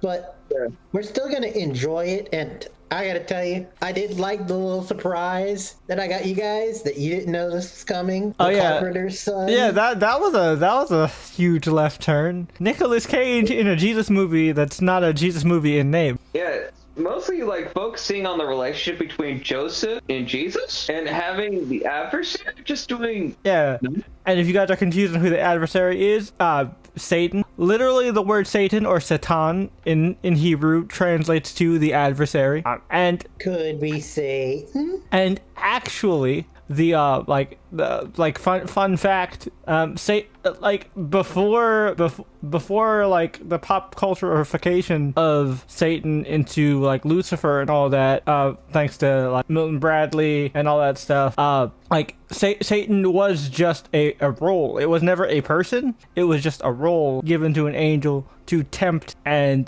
test people. Most notably, of course, Jesus in the desert. But if you were raised Christian or Catholic, you may be familiar with the story of Job. Job is someone who was directly tested against Satan, or the adversary. And that's why, like, he, if you know that story, he got like basically all this tragedy thrown at him to test his faith, and he still kept it through. Yeah. Mm-hmm. Which also, Jay, did you recognize the mother? I did not. That was FKA Twigs. Oh shit. Yep. The singer-song producer. Mm-hmm. What kind of name is that? A very creative, artsy one. Which also, this kind of gave me, it's not the same director, obviously, but it gave me kind of artsy vibes of like a Hereditary Midsummer type deal. A little bit.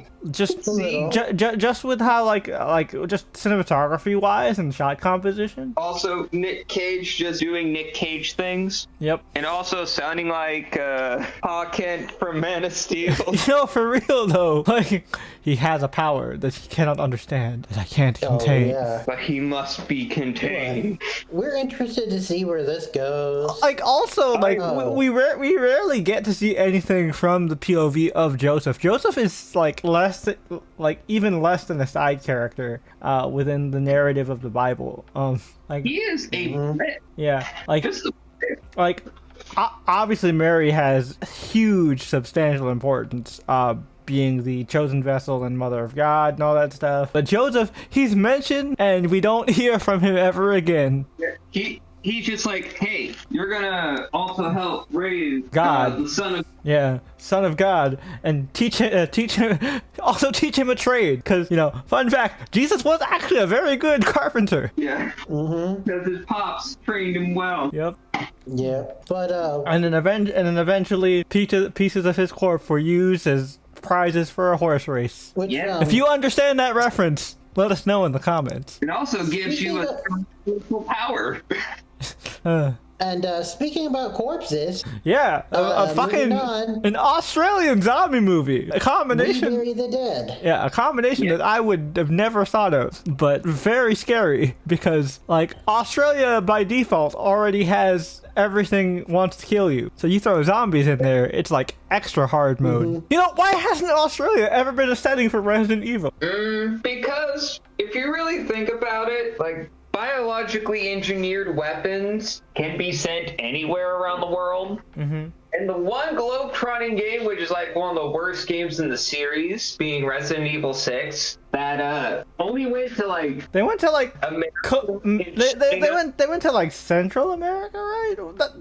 That's the one where you play as the girl that's not Claire, right? Okay, so the places that you go to in all of Resident Evil's lore are Spain, the US, and China. In It was Africa. That's what it was. Africa. Yeah, those are the only places we have gone to that's like anywhere. Not Japan, not anywhere else in the world. Not even Mexico. I'm just saying, like, if you want to talk about a place where God engineered like some crazy shit, it's definitely Australia. I mean, it's an isolated continent, so you would think that with its evolutionary niche, it would create some very unique animals that are just dangerous as hell. And plants. The plants will kill you. Yeah. Or hurt you so bad that you want to die. You just want to die. Yeah, the gimpy, that gimpy plant is something else. Even the cute ones can kill you, like the koala. They also have like they also have syphilis. They have syphilis, chlamydia.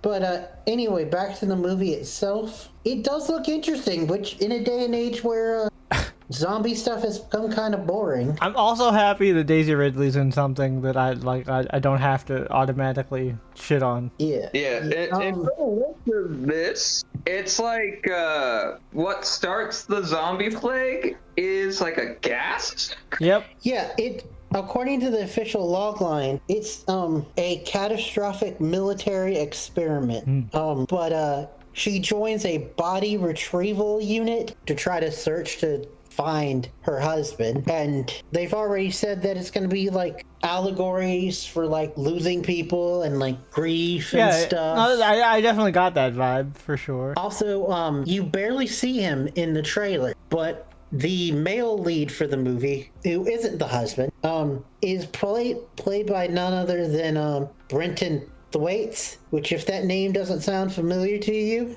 he was live action Dick Grayson in Titans. In Titans! Yeah! Which, to be fair, a lot of people gave him shit for fuck Batman and the first season. I mean, rightfully so for the first season, but he actually really grew into the role as time went on. Now, I didn't see I didn't see the third or fourth season, but I actually really liked him in the second season. Yeah, because the thing was, they let him like be loose, be happy. Yeah, like, although I still feel like he should have like went to the gym and worked on his glutes. Just like, come on, man. You're playing Dick Grayson, bro. But why are your ass flat, bro? Exactly. Anyway, it's interesting to see, and we might check it out. Yeah, maybe. It's something that I would definitely want to check out. Yeah, I mean, we're all horror fans here. It's spooky month, so definitely an appropriate choice, Brian. Yep. Last though, I put it last to be palate cleanser. Netflix tried to gaslight us. Yeah. Based on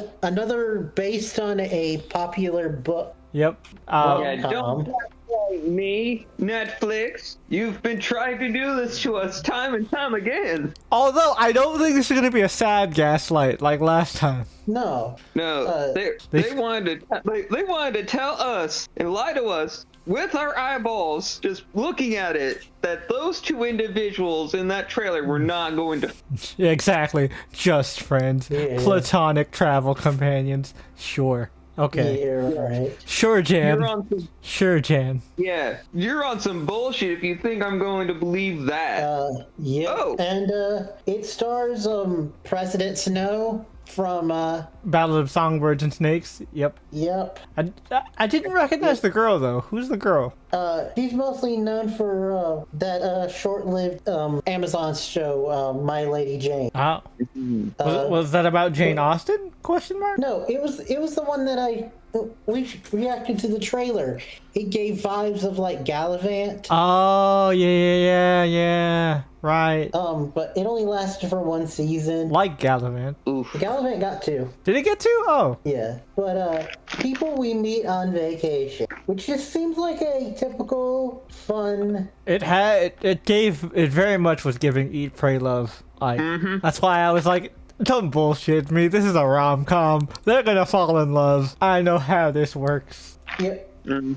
So apparently, it follows best friends Poppy and Alex, who have a complicated relationship after a rift 2 years prior caused their annual summer vacations to stop. Poppy, a free spirited travel writer is feeling stuck and believes reconciling with her reserved homebody best friend Alex is the key to finding happiness again. She convinces Alex to take one last trip together, which leads them to confront their past, the events that led to their falling out, and the unspoken romantic feelings. I fucking knew it!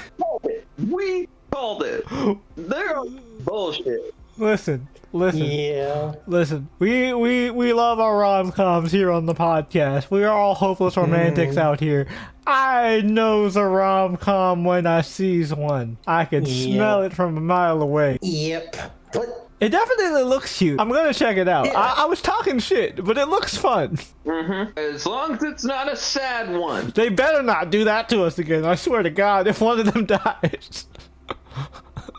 I'm gonna have strong words for Netflix if this happens to us the second time. Like fool me once, shame on you. This one's on us if we get fooled again. well, see, the thing is with One Day, which is kind of maybe like 5% on us, is the fact that it was based upon a movie and also a book, and there was also a movie with Anne Hathaway in it. No. We're not taking any culpability for that one. Netflix lied to us. They labeled it as a rom-com, Brian. We can't. Yes. No, we're not.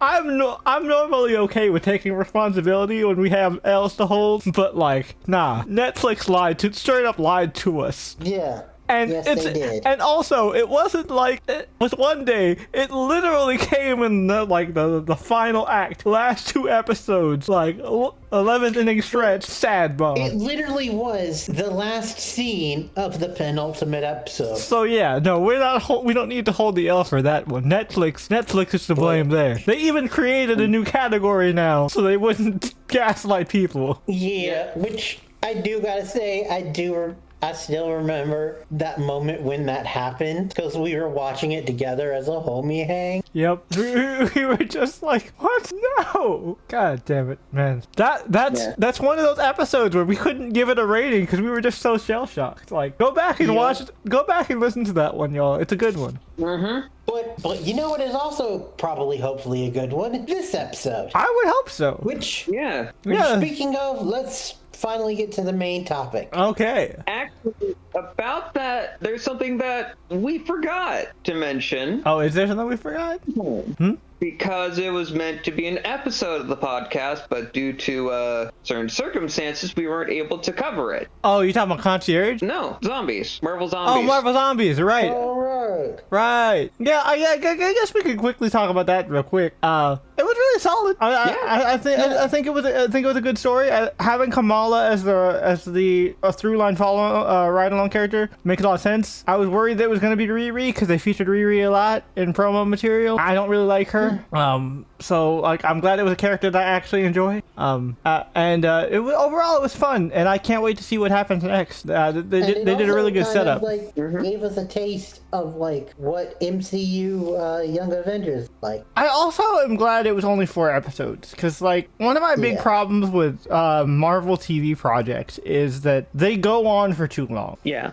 Like they try too hard to be movies in TV form instead of just TV shows. I think Born Again, if they had done the 19 episodes, I think it would have been bad, but I think they made the right call of splitting it into 9 and 9, because otherwise I feel like it would have dragged for sure. But yeah, this being a good tight 4 like really helped it. I think Marvel Zombies is pretty solid. Like obviously if we had a time to do a full episode, we could go way more in depth, but I think it was really good. Yeah, and they're also Andrews said that Bucky's still around in this universe, and we might see him as a focal character in another season. Yeah, that's cool. I'd probably give it like probably an 8. I don't know if I'd go as far as like an 8.5. I think solid 8. Like it's good, but it's not like mind blowing. Still continue on with animation. Now let's get to our main topic, which is Pokémon Horizons: The Search for Lakua. Yep, Pokemon Season 2, Part 4, the last one for real. And I can confirm that this is the last of Season 2 because in Japan they considered the next arc a new season. Think of this for you anime fans out there. This is like the end of Part 1 of Naruto, and then this next season is like Shippuden, because there will be a time skip, but we'll talk about that when we get towards the end. So I want to start with Brian, since Brian is the least experienced with Pokemon anime. What were your initial thoughts? Obviously you don't need to repeat like previous season stuff. You guys can watch previous episodes for that. No. We have episodes covering all of Horizon so far, if you guys have missed it. Future Brian, put a card somewhere on screen so they can check out the previous Pokemon episodes. If not, we can make a playlist of our Horizon coverage. Oh yeah, that's also a good idea. No, another note for future Brian. But I'll say that this season has been building up. Like, we, even since the beginning, we need to do this, we need to go here, we need to do this, we need to do this, and it's all been building up to this, and this is the final part where it's like, This is all it's all payoff. Yeah. like legit, it's like starting after episode 4. From 5 on, it's just straight go. Everything's been building up to this. Yep. Now, since you've been since you've been following the characters from Jump, what did you think of their, like, you know, where they ended up, and, like, you know, how do you think their character journey was handled? I think Liko definitely got the most, and was cool to see her growth, and also her growth started with Sprigatito and has evolved along the journey to that, like, final fight. It was really cool. Roy has grown some, but I think the post-time skip is going to be more centered on him, from what I've heard. And Dot, I think Dot kind of got the shaft at the end, even though we did get to see a bit of her strategic mind in the fights. Okay. Tony, you and I will probably just kind of share this one, because we're kind of one mind at this, and especially because we also watched this together. Don't think we're just excluding Brian on purpose. It's just Brian had work, Tony was off, and I was chilling. And we were doing other stuff together in the first place. So it was just like, why not? 2 birds, 1 stone. Yeah, and we were watching up to episode 5. Yep. I even said that I needed to take a bit of a nap at that moment. But from the moment that the first episode started, we were roasting the shit of it.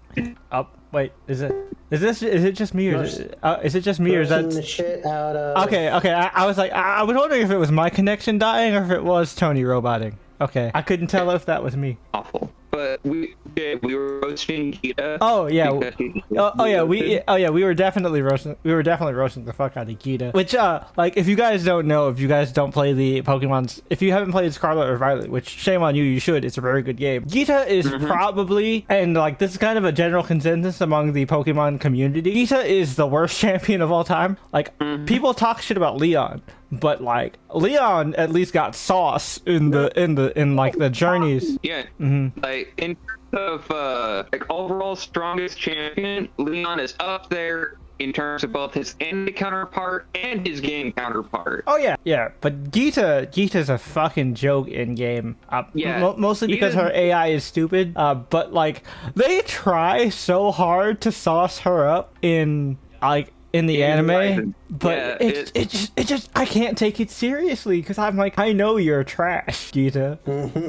And also, 3 children. Like, I don't care if they jumped her all at once. These are still rookie trainers. Rookie trainers should not be able to beat a champion at all. Especially a champion as easy to defeat as Gita. Like, I was so pissed. And like, she complimented them on a basic type advantage. Like, fam. Yeah, no shit. Magical Leaf worked when you terrestrialize into a rock type. Oh wow, ingenious. On top of the fact that the mon itself is part rock. Yeah. Completely ingenious. Oh my god, what? I would have never to look at the type advantage chart. What? Like, oh no, my one weakness, the grass. But I mean, look, I'm a weeb. I get it. I don't like touching grass either. But like, come on. But the other thing we were roasting about, which is my big complaint about the season, if I have to like give a complaint, spoiler free, is the uneven screen time of the Mon. And oh yeah.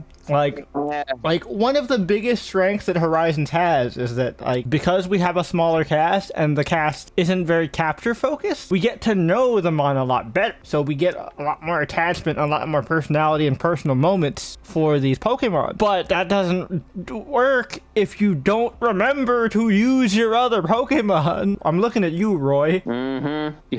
You stupid child. Also, one of them was so underutilized this season that in like the final episode or so, it had to come out of the ball itself to say, "Look here, I'm here, I can help." And you know, good on Hatchram. Good on Hatchram. At least Hatchram knows, like, all right, I have a thing. But Yeah, like Roy is walking all the time, and I don't know about y'all, but if I lived in Pokemon World and I had access to a transportation Pokemon, I'm in a wheelchair. I would never use a wheelchair ever in my life if I lived in Pokemon World. I would just strap myself to my to my like Ride-mon. Like personally, for me, if I got to choose, it would be a Metagross because like That would be cool as cool shit. as hell. But yeah, come on, Roy, you got a bird in your pocket, bro. What do you mean? It's like, oh man, we need to do an aerial attack. Yeah, Roy, we need to do an aerial attack. I wonder what we should do. It felt like when I was like 6 or 7, where like, you know, I was like slightly like a little too old for Dora, but I was still in the age range of like the Dora type programs, and I would just be yelling at Dora like, it's right there. Yeah, Roy really embodies the Ashisms to a omega degree. Yeah, and like I love Roy for that, but at the same time, it gives me the same frustrations I have for a good old Ashy boy. Which you know, Tony, as somebody who is also like thoroughly experienced with the anime, you know, who's followed the journey, like pun intended, all throughout from Kanto all the way up to Paldea. I don't know about you, but personally, I think this particular cast is one of the best developed casts in Pokemon anime history. I know that's like a big swing, but I feel it feels right, especially with this like climax of the arc in this part. Like it really feels like they are like the best cast. Like I haven't seen this good of a like overall cast development since the XY era. Like as good as Journeys was for Ash as a character individually, Go and especially Chloe were kind of just there. But nobody feels like they're just there, even within like the Rising Volt tacklers themselves, like the adults who are the, you know, the side characters. They feel extremely important. Nobody feels like there's a superfluous character. Everybody has time to shine. Like it's very well developed. I think the Pokemon anime is, you know, come really far in the writing department in that way. It's a lot less formulaic, and the formula that is there, they've done a good job of changing it up. Oh yeah. Like I like that they're kind of using the game. They're definitely leaning more into using the game as a template, and like I like the school format because it also gives a chance to mix things up, add some variety while still having some classic stuff. Like gym battles aren't just things that we expect anymore. They're like, you know, kind of like travel like gates to lock exploration, very similar to in the game, and like they're a good way to test our character's strengths. Not that they need a gym bed, it's more of a test of the character's overall progress as a character, more so than raw battle strength. And like a lot of what the series does, and I know a lot of people complain because like these kids aren't like the best battlers, which I mean you got to understand these are rookies first of all, which is one thing you got to remember. But like I like that they also, you know, the series focuses on that they learn a lot from losing, maybe even more so than when they win. Yeah, which is why I thought that first battle they were gonna lose. Yep, they honestly, if they wanted to do it proper, they should have lost to Gita. I talked a lot of shit about Gita. Me and Tony still think Gita's trash, but Gita should have clapped them. I don't care. She's a champion. You don't slap the label of champion onto somebody and they can lose, even if they were holding. I don't care if she says she was holding back. Under no circumstances should a champion lose to a rookie trainer. I don't give a fuck. We would never see Lance lose to a rookie trainer. We would never see fucking even Diantha. God forbid, we would never ever see Cynthia.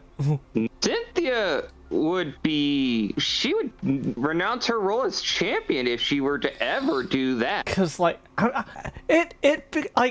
not to just keep harping on Gita, but it pisses me off, man. Champion is supposed to mean something, especially in anime world. Champion is supposed to mean something. You are supposed to be them of your region. Yeah. Like, you know how hard Ash worked to get that title? Yeah. Like, don't disrespect the title champion. And also, just a little side nitpick that I brought up to Tony that I will also mention to Cass. Her subordinates also are low-key kind of disrespectful. Like, they say her title so just nonchalantly and flatly. She is La Primera, man. She is number one. She is the best.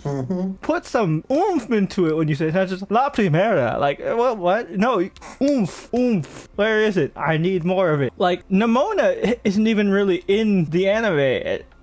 Which I think is a missed opportunity. Winona should be in here more. But yeah, I don't know, man. I think that's my big complaint is that like the world is built up so well, but like the champion deserves more respect. I mean, you can't really give more respect to a lackluster champion, but like, come on, guys, you could have at least tried. But now we actually have to talk about plot stuff, so we're gonna jump to spoilers. So if you have not watched this final part, definitely watch it. It is all payoff if you've really enjoyed the lore so far with all the Laqua stuff and the stuff with the 6 heroes. It all comes to a boiling point here, so we will be talking about it from this point onward. So go watch it and then come back and watch this video. All right. So Brian, thoughts on finally getting to Laqua and the big fight? Oh yeah, damn. Yeah, no, it was great. It was great. One of my favorite shonen anime tropes of all time is when the heroes team up with the reluctant bad guy. That's my shit. I love that. And Methio. And I really like Amethio. Amethio is one of my favorite characters. I have a soft spot for lost edgy boys. And Amethio is definitely a lost edgy boy. And he is. I think he is Gladion done right. Oh yeah, I agree with that. Even though actually Gladion in the Sun and Moon anime is very solid. Gladion I think is done better in the Sun and Moon anime than he is in the game. Yeah, I agree with that. But yeah, Methio, and like we got to see like more of his backstory and like see how ride or die his lackeys. I love those motherfuckers. More so Zerk than Onya, but I especially love Zerk. Zerk has some really funny stuff. He has some really funny stuff coming up. And I just grew to really like him. He's the GOAT.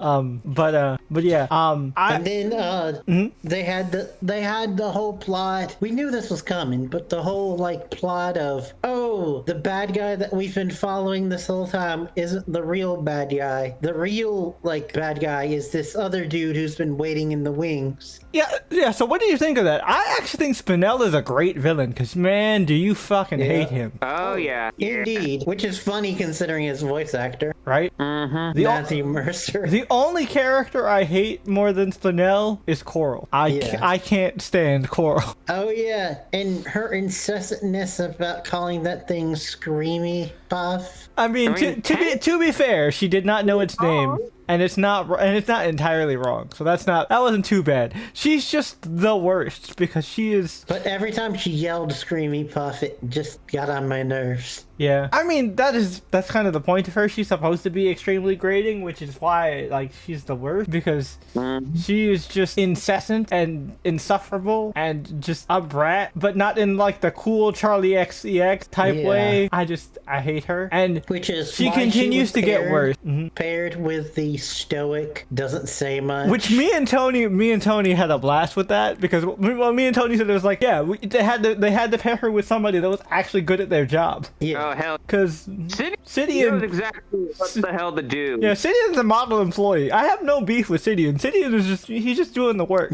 I also don't know how the fuck he is so stealthy with his big ass Garkanackle, and he is also huge. So like I don't know how the fuck he's so stealthy, but you know, it is what it is. But yeah, like getting to see the 6 heroes in action, and like I liked that, like, you know, I don't know if you noticed this parallel, Tony, but like the 6 heroes kind of remind me of how, like, and using the 6 heroes to get to Lockwood and the different little checkpoints kind of remind me of like a little homage to the Titan quests that we had to do in game. Yeah. Because like, you know, Yeah. because each Titan kind of like locked a travel feature, and so in order to climb we had to do this, in order to fly we had to do this. Yeah. So that it was a nice way to kind of incorporate game mechanics without having to just directly do game story. Also, the final part was big character development for a surprise character that you didn't even think about, Rayquaza. Yeah, which it still frustrates me that they refer to it as just black Rayquaza. Just call it it's a shiny. Why does no one ever use the term shiny? It feels low key racist that you're just, why you gotta be the black one? Yeah. Yeah, even Roy was saying it. You out here saying Rayquaza with the hard R, bro? Like, yeah. But like that cool moment where Rayquaza just shook off the corruption. And also I like the moment when like he's in sync with Roy and Roy's like, okay, I got it. That was a nice little thing. And then Rayquaza takes on the rest of the 6 all by himself. And just soloing like a boss. Yeah, it's great. I mean, because he is a fucking Rayquaza. And I mean, yeah, Rayquaza's whole point in lore, he's always the mediator, right? He kind of has to always break up fights between disgruntled siblings. Yeah. So makes a lot of sense. I will say that given how dark this show goes sometimes, I was kind of expecting the Gibeon thing to end a bit differently. It was definitely a lot cleaner than you would expect, right? I definitely I thought he was gonna die and sacrifice himself when I first watched it. Like I thought he was gonna like have a change of heart, and then Spinel was like, well, we can't have that, and then, you know, he steps in front of a bullet for a Methio or something. Like when I first watched it in Japanese, that's what I thought was gonna happen. I thought that all the Lockwood corruption was gonna turn him like into a synthetic mod. You thought it was gonna turn him into like an Akira monster? Yeah, I could see that. And they were gonna have to fight him. I could see that. Also, it was cool that we finally got to see what a Zygarde could do in anime. Yeah. I mean, we kind of did, because Bonnie had a pet Zygarde for a little bit, but not for real. Yeah, but also this one kind of didn't do too much, because that was part of its character, which is like, y'all fucked up. Peace up. Out. I mean, he's still... I'm out. No, we can't do that, because Zygarde gave them the hands for quite a bit. Yeah, he did. He did for a while there. So I mean, he was untouchable. It was a very good battle, and the battle choreography was really solid. And like, you know, one of the jokes that we've had like in these reviews for Horizons is that they just stick to spam, but they especially towards the end, they got a lot more creative and like a lot more like environmental usage, very similar to like the Pokemon Adventures manga. They actually used their environment a lot more. And I also love the foreshadowing for Flower Trick as well. Like, it's very subtle. Like the little moment with Sucker Punch is like, it's slowly developing things for Flower Trick. I was like, oh, that's clever. I like how they're utilizing that. Yeah. Like, indeed. Evolution doesn't feel as random as it used to in Pokemon anime. Like, there's an actual story behind Evolution, and I appreciate that. Yeah, and also I had mentioned it before, but Dot really didn't have too much to do on her own this season. But I do like how in like the final fights, Dot was like coming up with different strategies. Yeah, I mean, like, she is the single brain cell that is between those three. So yes. But like that, I mean, Dot not having as much to do is fine, because like she really shined in the previous part. Yeah. So like, also, just a little side note, we finally got to see what Dot looked like with her hair up. Yeah, for brief periods. Yeah. But yeah, overall, I thought it was really solid, and you know, Cap continuing to show that Cap is him. Yep. Just a goated Pikachu. Like, she just continues to just flex. The battle with like between Behem, Umbreon, Charizard, and Cap was awesome. That was a great double battle. Yes, it was. And like the thinking use of abilities is great, which is again something that the previous the Ash era never really did as much, and I think that's so cool. Yeah. Also, the whole read, like pulling the Uno reverse card, where it's like, oh, you took my ability? That's that means I get yours, so let me use it. Yeah, exactly. Like, people forget Freed is a Pokemon professor. Like, Freed moves more like a champion than Gita does. I'm just saying. And he knows what the hell he's doing. He does. Like, so much so that, like, to the point where, like, one of the big complaints in the community at the time that this season was going on in Japan is that, like, the three were being coddled because Freed can just hard carry them through anything, which, is why they had to do what they had to do. Yeah. Take Big Bro Freed off the table. Yeah, but it's also why nobody ever believes if you watch the anime that he's actually gone. Oh yeah, I mean, again, just even if you don't watch it on the JP side, just regular ass TV rules. We never saw a body. We actually saw Gibeon's body and Lucius's body dissipate and go to Poke Heaven. Yeah. Like, also, there is no way they would have killed Charizard. Right? Charizard is almost as much of a mascot to Pokemon as Pikachu. Yeah. Like, there's no way. I think it leads perfectly into, like, I think the epilogue was really nice, showing that the explorers are on top now. They kind of spun it so that, like, the Rising Volt Tacklers are public enemy number 1. The team is now disbanded because they're persona non grata, and like, each of the three have kind of gone on their own journey. We didn't see Dot in the epilogue. We only really saw Liko and Roy. Liko's back at school. Yep. Roy's back at the wild doing his own personal mission. And he hit a growth spurt. Yep. And unfortunately gathered a new I'm not gonna spoil it for people who aren't, like, caught up or, like, paying attention to the Japanese Pokemon Horizons. But God, I hate that Lucario. I hate that Lucario so much.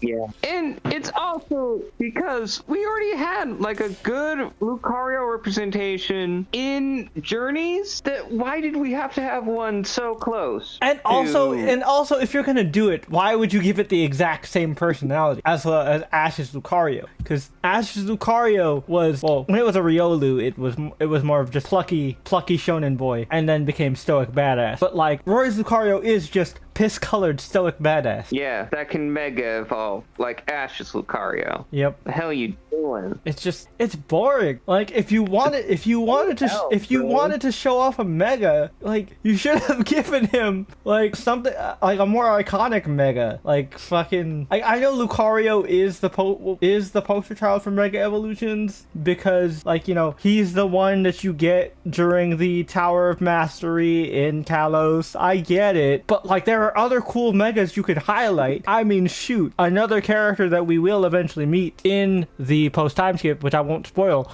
has a Pokemon that can mega evolve that I think would have been cooler if Roy had it, because it's an underrated mega. Hell, you know which mega would fit perfectly for Roy? Given his whole aesthetic and gimmick? I'd say he should have had Mega Audino. Oh, I could see that. I was gonna say, like, if it hadn't, like, if the time skip happened around the time of ZA's reveal and it wouldn't have been a spoiler, he should have gotten for Alligator. Like, can you imagine having, like, 2, like, reptile croc types? I think that would be cool. Boys? That would have been cool. 2 Gator Boys? Hell yeah. Oh yeah. That would have been real cool, but whatever. We just go for the boring, safe option. But how is it boring and safe, Jay? They at least got the shiny. Yeah, objectively one of the worst shinies. Don't at me. Yeah. He looked like he was covered in piss. Yes, I understand. No, guys, it's supposed to be gold because ancient Egypt. Yes, but that doesn't mean it doesn't look like pee. It's not. It doesn't have a metallic sheen to it. It just looks yellow. Yeah. Mustard at best. If you wanted gold, you could have gone gold. I'm just saying, bro. Like, and it takes away from Kilowattrel even more so, which sucks. Because I love that guy. I was also surprised that Roy had the same voice actor. Because, like, I would have thought this was, like, time for Roy to hit puberty. I'm not saying I would have expected him to have, like, a full baritone voice. But, kind of expecting the typical thing that happens in this situation, which I'd say usually goes from a female voice actor to a male. Now, to be fair, Naruto's English dub still used the same lady, but that lady already had a little gravel to her voice anyway. Yeah. So, like, it wasn't a big deal. She just added a little bit more rash, and there you go, which is what they could have did, but they still just made it sound like regular old Roy. Yeah. Now, I know it's only been a year, so it's not like, but like, you can hit puberty in a year. Oh, yeah. I mean, case in point, going back to just a couple episodes ago, Pugsley. Yeah, right? Pugsley and Eugene. Holy crap, those two had big growth spurts during the season. Yep, but yeah, man. Like, overall, very solid, good stuff. Brian, we'll start with you, and then Tony and I will give our final thoughts and ratings. Well, honestly, this show has been near perfect for all 4 parts. You can go back and listen to our stuff. But I think honestly, given the unbalance of the Mon, I feel like that justifies it not being perfect 10 out of 10, but it is very close. So in the end, I think go for 9.5. I agree, Brian. I agree. I give it a 9.5 as well. Honestly, if Gita wasn't in this, if Gita wasn't in this, and if we didn't have all the BS with Kilowattrel and stuff, totally would have given this a 10. And last time I was able to give it a 10 because we focused more on Dot, and I didn't really, we didn't really get a chance to really set in how shafted Kilowattrel was getting. But like, yeah, no, this is definitely 9.5. I agree. I think this is another unanimous vote. Yeah, I agree with that. All right, cool. So now, with that out of the way, Brian, why don't you tell the lovely folks at home what is the next topic for next week's episode of the podcast? Well, we are keeping down this anime train, but we are getting a little meta with our nerdiness. We are covering My Dress Up Darling season 2. Oh man, I'm excited. This anime is so sweet. We never got to talk about the first season, but this is one of those anime we actually like got Brian to sit his happy ass down, watch the whole season with us, like in a Discord call. So I'm excited. Shout out to Amelie and the rest of the team who worked on the dub. I primarily watched the dub, even though the sub is still pretty solid. And I'm excited, man. This is real sweet. It's a really good season. They actually toned down a lot of the ecchi. There's only the first 2 episodes have a lot of like more little fan servicey stuff, which that's just for you guys who maybe fan service isn't your cup of tea. Know that it has been toned down. All right, cool. But for those people, I mean. But yeah. So all right, I'm excited. Definitely. This is gonna be a fun episode. But yeah, until next time, we will see you guys for My Dress Up Darling. Until then, gotta catch 'em all. Peace.